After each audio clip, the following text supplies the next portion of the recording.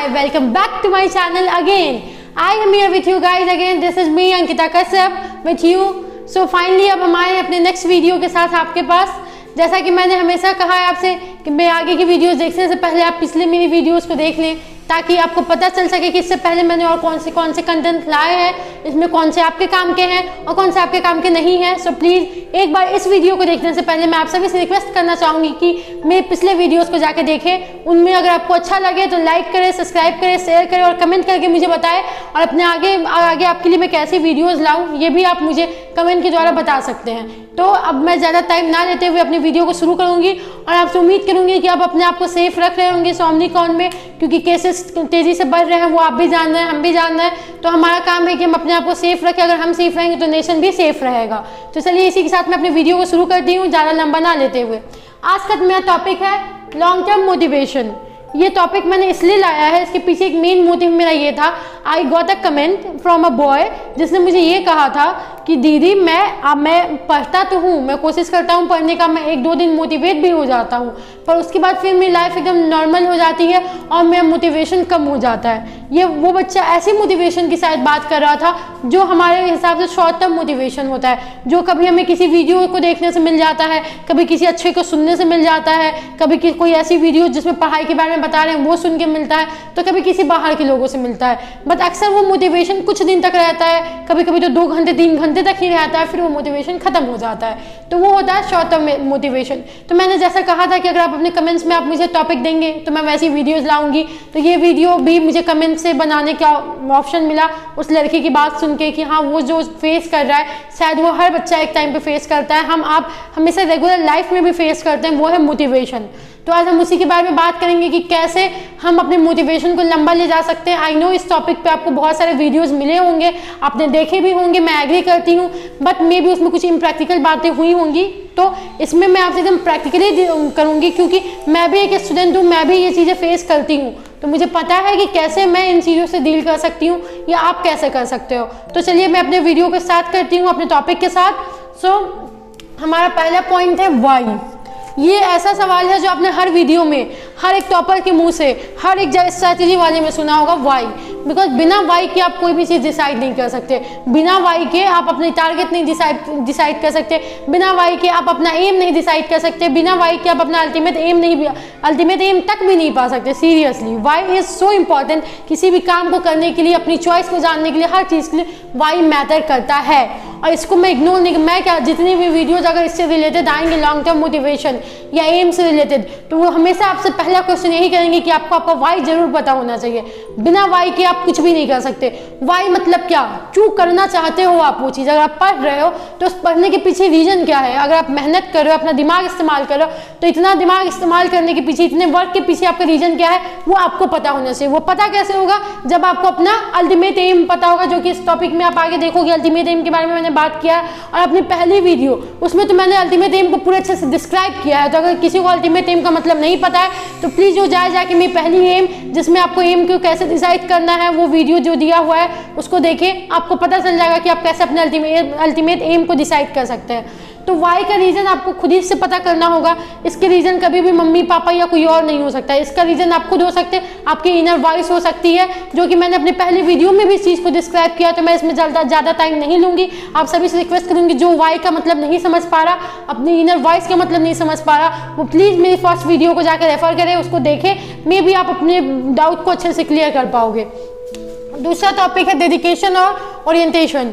अगर कोई भी काम को करना है तो डेडिकेशन जरूरी है। अगर आज मैं यूट्यूब पे वीडियोस बना रही हूँ तो क्या मैं बिना डेडिकेशन के बना रही हूँ? नहीं, इसके पीछे मेरा डेडिकेशन है, मेरी चाहत है, मेरा खुद का शौक है, मेरा इंटरेस्ट है। डेडिकेशन बिना इंटरेस्ट के नहीं हो सकता। तो जो ये इंटरेस्ट मैंने यहाँ डाला है अपने 4th पॉइंट में, ये दोनों एक दूसरे से कोलैब करता है। रीजन क्या है कि बिना इंटरेस्ट के आपका डेडिकेशन हो ही नहीं सकता। आप किसी और के कहने पे कोई काम करोगे? नहीं करोगे। 1 दिन करोगे, 2 दिन करोगे, फिर आप उस काम को छोड़ दोगे। क्यों? क्योंकि उसमें आपका इंटरेस्ट नहीं है ना। तो बिना इंटरेस्ट के डेडिकेशन नहीं हो सकता, और बिना डेडिकेशन के आप अपना मोटिवेशन, अपना कुछ भी नहीं पा सकते, अपना एम तक नहीं पा सकते। तो आपको अपना अगर मोटिवेशन लाना है अंदर से, तो आपको अपना डेडिकेशन लाना होगा। डेडिकेशन बिना इंटरेस्ट के नहीं आएगा। तो अगर आप, इसका सिंपल फॉर्मूला मैं आपसे ये कहना चाह रही हूँ कि जो काम आप कर रहे हो, जिस चीज़ की आप मोटिवेशन ढूंढ रहे हो, क्या उस काम में आप इंटरेस्टेड हो?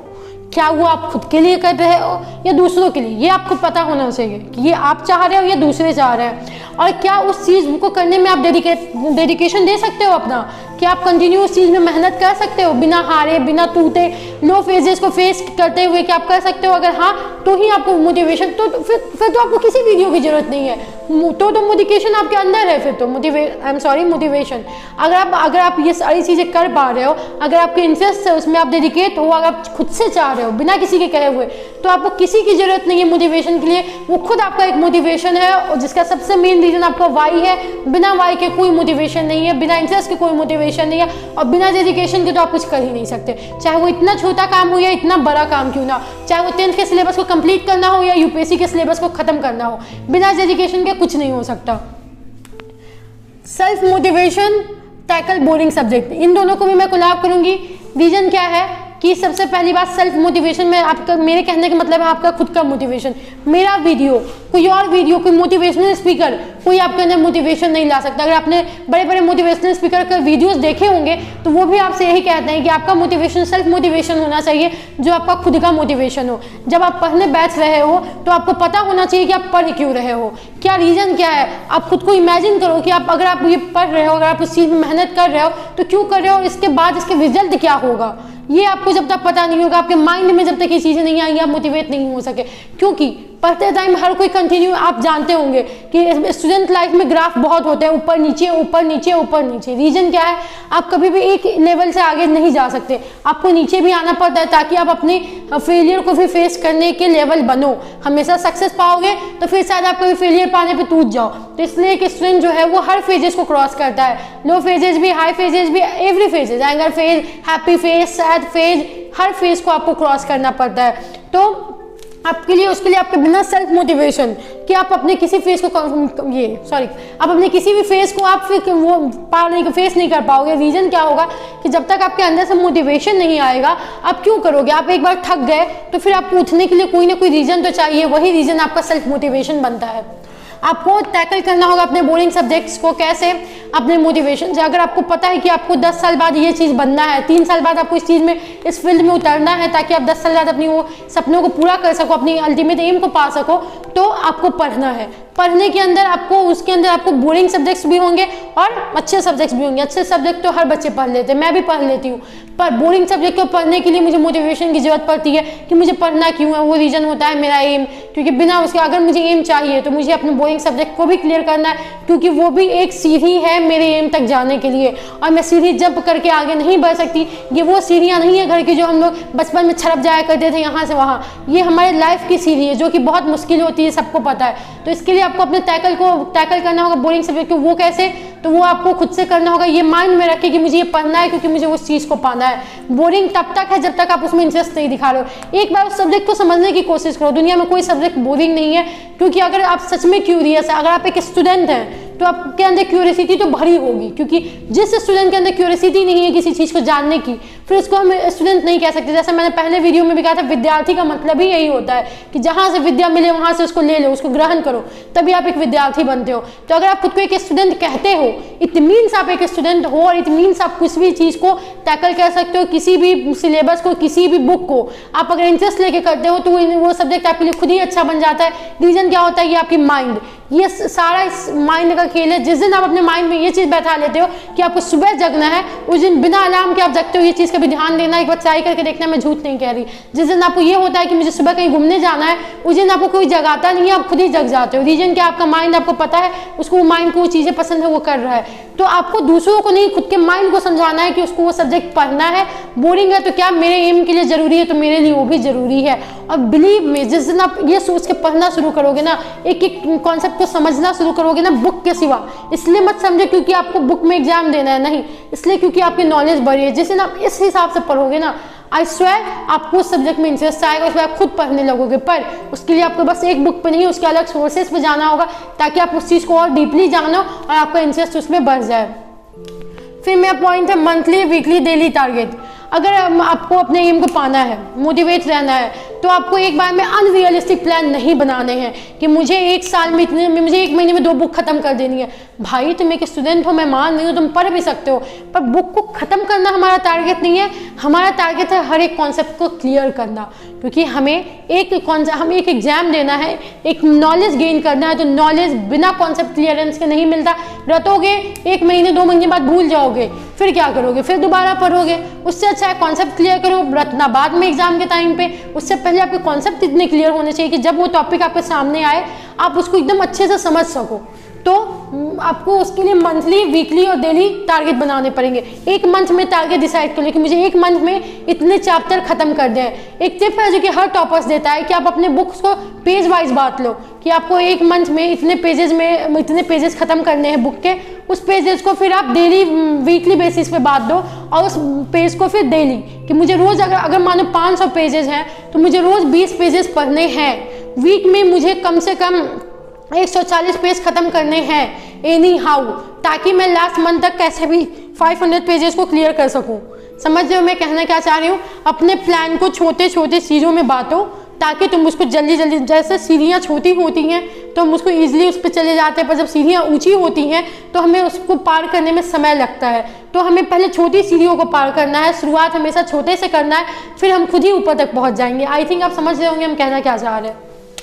अल्टीमेट एम, जो कि मैंने कहा कि मैंने अपनी पहले वीडियो में बताया, अभी भी बताया आपको ऊपर, जो कि आपका लास्ट एम होना चाहिए, जो आप लास्टली पाना चाहते हो अपनी ज़िंदगी से। वो कोई जॉब या वो कोई कैरियर नहीं होता, वो आपका करियर हो ही नहीं सकता, क्योंकि वो आपके खुद के सुकून होता है। आप किस चीज़ को पाने के आपके मन में खुशी होगी, वो होता है आपका अल्टीमेट एम। इस बारे में जानने के लिए आप मेरे पहले वीडियो को देखें। इमेजिन योरसेल्फ 10 years later, मैंने वही कहा कि आप 10 साल बाद खुद क्या बनोगे उसको इमेजिन करो। मुझे एक बार किसी ने कहा था कि जब तुम्हें गुस्सा है या जब तुम कोई चीज़ ना कर पाओ, लो मोटिवेशन फील करो, तो तुम खुद को ये इमेजिन कर लो कि तुम आज से 10 साल बाद जब तुम जो बनने वाली वो बन जाओगी तो तुम कैसे उन चीज़ों को फेस करोगी। क्या तुम तब भी वैसे ही रिएक्शन करोगी जैसे तुम अभी रिएक्ट कर रही हो? तब ये बात मेरे माइंड में कहीं ना कहीं सही सी थी, बैठ गई थी कि सही बात है। क्या आज जिस चीज़ों पे मैं रिएक्ट कर रही हूँ, अपसेट हो रही हूँ, खुश हो रही हूँ या उदास रो रही हूँ, क्या मैं आज से 10 साल बाद भी उन चीज़ों पे यही करूँगी जब मैं एक ऑफिसर बनी रहूँगी? तो नहीं, तब मेरे लिए चीज़ें छोटी चीज़ें होंगी। तो behave like officer, be like officer, then तुम खुद ही इन सारी चीज़ों को टैकल कर लोगे, क्योंकि तुम्हारे अंदर वो मेंटलिटी बैठ जाएगी कि तुम एक ऑफिसर हो, तुम्हें एक ऑफिसर की नज़र से ही वो चीज़ें देखनी है, या एक इंजीनियर हो या एक डॉक्टर हो या एक बिजनेसमैन हो, तुम्हारे ऊपर है। बस इमेजिन योरसेल्फ कि तुम आज से 10 साल बाद जो होगे, क्या तो भी तुम चीज़ें ऐसे ही मैनेज करोगे, हाँ या ना, तुम्हें अपने सॉल्यूशन मिल जाएंगे। Proper planning, realistic plan. बिना प्लानिंग के, बिना स्ट्रेटेजी के तुम कोई भी एग्जाम, कोई भी चीज़ क्लियर नहीं कर सकते, बिलीव मी। क्योंकि अगर तुमको पता है, देखो मंजिल को सबको पता है कि मंजिल तक जाना है। मुझे पता है कि मुझे आज यहाँ से दिल्ली जाना है, पर अगर मुझे दिल्ली जाने का रास्ता नहीं पता है तो क्या मैं जा सकती? नहीं। और दिल्ली जाने का रास्ता मुझे कैसे पता होगा? जब मैं पहले से माइंड में प्लान रहेगा मुझे कि मुझे यहाँ से वहाँ जाने के बाद ये चीज़ें लेनी है, वहाँ से मुझे कहाँ से ट्रेन लेना है, या कौन से रोड, अगर मैं गाड़ी से जा रही हूँ तो कौन से रोड से मुझे किधर जाना है। तो ये सब माइंड में मुझे पता होना चाहिए ताकि मैं वहाँ पे पहुँच सकूँ सही से और टाइम से। अगर मैं रुक के पूछ के पहुँचती हूँ तो भी पहुँचूँगी, लेकिन उसमें टाइम लगेगा।